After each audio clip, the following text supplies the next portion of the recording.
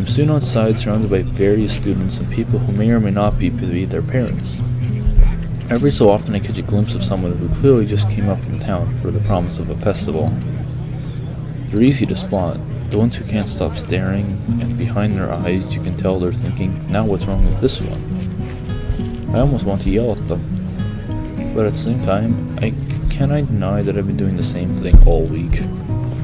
A wave of something like disgust leaps over me, guilt in my own narrow-mindedness. I push the thoughts aside, concentrating on the pangs of hunger that burn my gut, like a wildfire.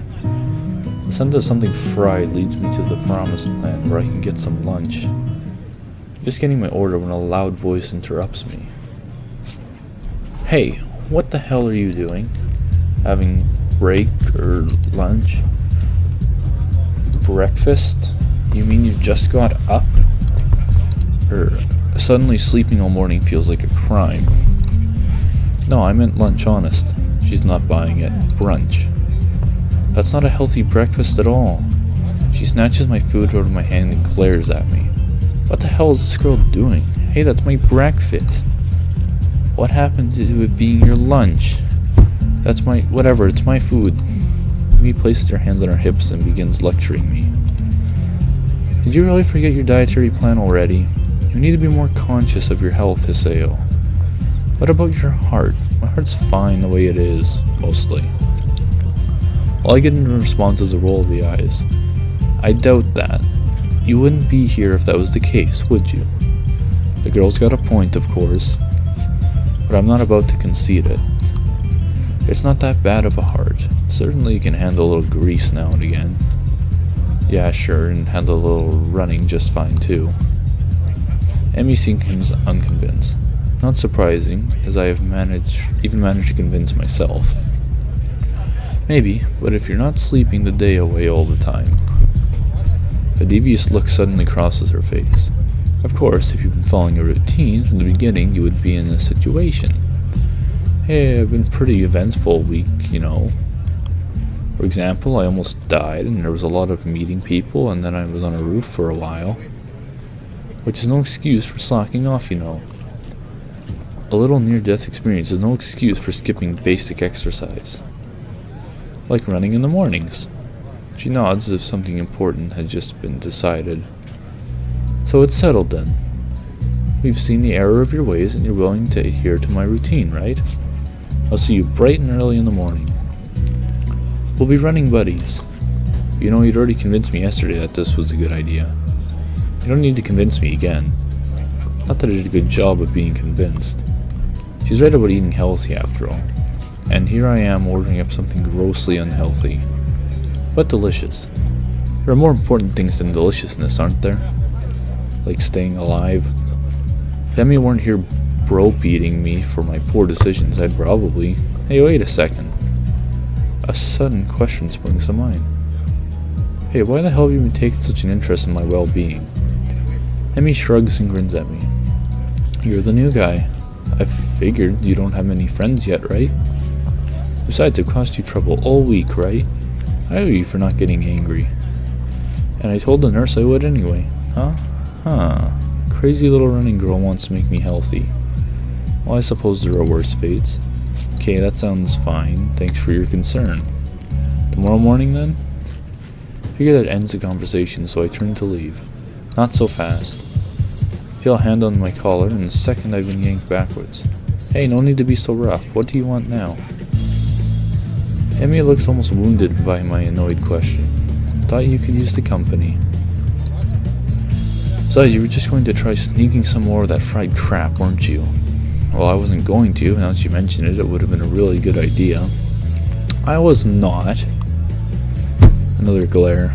Okay, maybe I was going to get a little. The glare continues. Okay, a lot. Jesus, I'm in danger to find myself and others, aren't I? I get done agreeing that I need to get healthier and immediately start considering the next unhealthy habit that comes my way. I knew it. You can't be trusted. Now I definitely have to stick with you. The whole situation feels silly. I can only imagine what passerby thinks of the sight of me being lectured by a tiny girl half my size. Maybe I should give it up for now. Fine. Do what you like. Might as well make the best of this. What do you want to do? Well, I promised Rin I'd stop by her mural, so let's do that. I confess I'm slightly curious as to how her mural turned out myself. So, again, I consider there are worse fates. I give a nod of assent to find myself almost dragging bodily through the crowd as Emmy races to our destination. By the time we reach the dorms, I can feel my heart pounding. My heart shouldn't be pounding after just that. Take a few deep breaths, willing to calm myself down. I'm one of the most normal looking people in the school, but I still have to be here. Sometimes I almost wish I'd lost a hand or something. At least then it'd be obvious that I belong. But instead, I don't even look sick. Even now, trying to catch my breath, I just look out of shape. Emmy looks back and notices my state of distress. You're not going to die on me, are you? Please don't. It'll be all my fault, and I don't want to deal with that kind of guilt. Besides, after the last time, I really don't think I need to see that again, especially because the nurse will totally say it's all my fault. I'm fine. I guess I need to start running after all. And you wanted to keep eating your greasy whatever it was. See, it's a good thing I found you, right? Maybe. Of course, I don't add that I would be in the state if she had dragged me across the festival grounds. Further conversation is interrupted by the sudden appearance of Rin. Oh, it's you. Hello, Emmy. Hey, Rin. I brought him along because he was going to give himself a heart attack. I was not. My Egyptian goes up, noticed. We stopped by to see how the mural turned out. Rin nods. Well, it's right there. You can see it pretty clearly. I find myself wondering how long Rin's been standing here in front of the mural. Did anyone ever stop to look at it? Are we the first ones? Obviously, we're not the first to see it, of course. I mean, it's pretty big. You had to be hard-pressed not to see it. At the same time, I don't think anyone's actually talked to Rin about it. Anyone but us, that is. I feel compelled to say something. It looks pretty good. I'm still not happy with how it turned out, but I guess it'll do. She seems almost resigned to it. Not sure what she expected as a result. I guess she didn't quite get there. We stand in front of the mural, taking it all in. I try my best to concentrate on the composition of the thing. It's actually fairly interesting. The colors swoop and blend together, dragging me along with them. There's a dreamlike quality to the whole thing that makes me almost feel sleepy. I try hunting out some of the colors Emmy and I grabbed for her. Try as I might, I can't see any Peruvian blue. Oh well. I'm sure it's in there somewhere. My feet start to hurt, but Rin doesn't seem inclined to move on. Emmy speaks up. Hey Rin, have you eaten? Of course, you can't survive otherwise. What about in the past 5 hours? Maybe, but I'm hungry again, so maybe that's means I'm wrong. Emmy grins and claps her hands together. Good, come get some food with us. Rin nods. Okay, but we should hurry before they notice I'm gone. Somehow I don't think they'd care. Whoever they are. As we head back to the food stalls, I cast a longing eye over at the fried food. No, I'd better not. I'm pretty sure Emmy wouldn't let me anyway. We find a nice spot on the grass to sit down and to eat our purchases. Well, my purchases anyway. Somehow I wound up paying for all the food. Surprisingly, my unfried food is pretty good. Silence falls as Emmy and I eat, and Rin stares at something or other, occasionally eating a bite or two of her food. I finish my meal first and lay back on the grass. Emmy glances up from her food. Tired? A little, I guess. Well, don't oversleep or anything tomorrow morning. We start our morning runs, remember? Actually, they'd slipped my mind. I was actually just enjoying myself. Wandering around the festival with these two had actually been fun. Yeah, I'll set an alarm. You'd better be there. I'll get angry if you aren't. God forbid. I don't think God comes into it. Unless there's some kind of freak accident, your alarm clock shorts out. That might be a random act of God. Well, don't cause any random acts of God then. A plan forms itself in the mind. It's a plan that makes me feel kind of guilty, but throw it into my execution anyway. Damn it, I've earned a little fried food. Anyway, I'm going to start running tomorrow, right? So the actual routine all starts then, not now. Ergo, the dietary portion starts tomorrow, too. Ergo, I can have something unhealthy today. A sort of final farewell to all the stuff I used to eat with wild abandon before the hospital.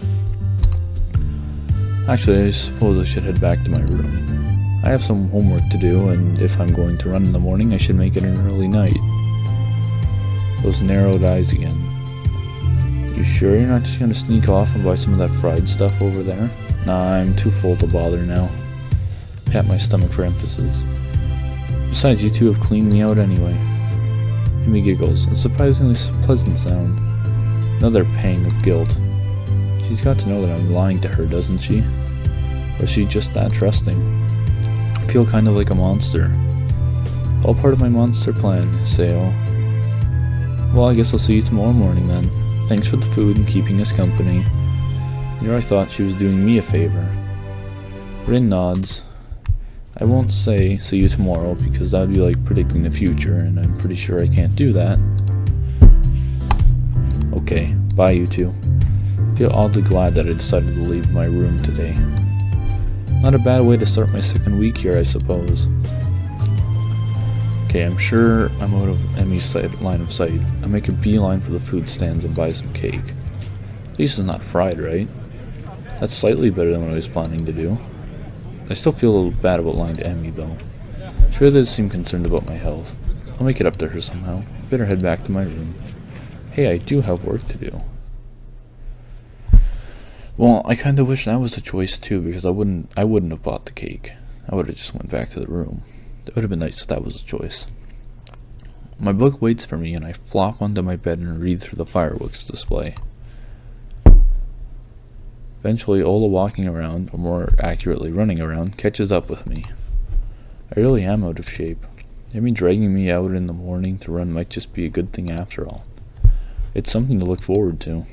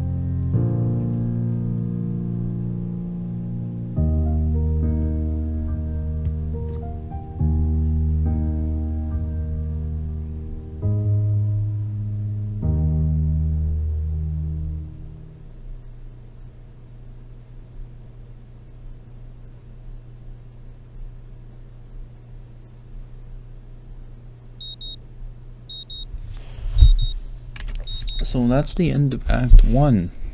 I'm guessing that means I got Emmy. I'm very happy with that. So, seeing that little short animation there, I'm saying this again. This game would make a great anime. And if I knew how to draw and animate and all that crap, I would do it myself. Like as a fan project. But unfortunately, I don't know how to do all that stuff. So I would, but I can't. So, anyway, thank you for watching up to Act 1. Unless you're just watching this last episode, in which case, you can go ahead and watch how I played the game to get the Emmy ending. Or Emmy Act 1. But anyway, thank you for watching, and I hope you enjoyed.